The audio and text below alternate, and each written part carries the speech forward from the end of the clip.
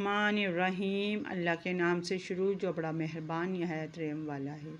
नाज़रीन कराम, इमरान खान बॉलीवुड इंडस्ट्री को क्यों छोड़ा, अदाकार का बयान सामने आ गया।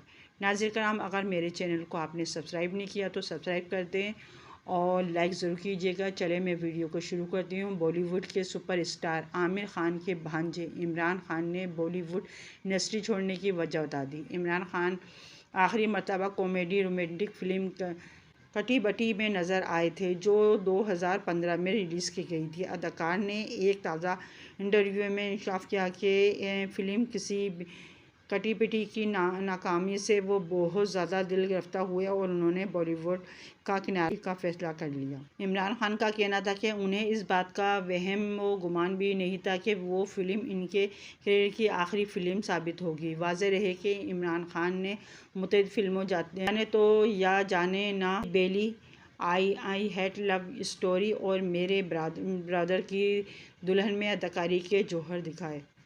नाज़रीन कराम, अगर आपने अभी तक मेरे चैनल को सब्सक्राइब नहीं किया तो सब्सक्राइब कर दें, बेल आइकन पर ऑल कर दें ताकि हर आने वाली वीडियो का नोटिफिकेशन सबसे पहले आपको मिल सके। अल्लाह हाफिज़।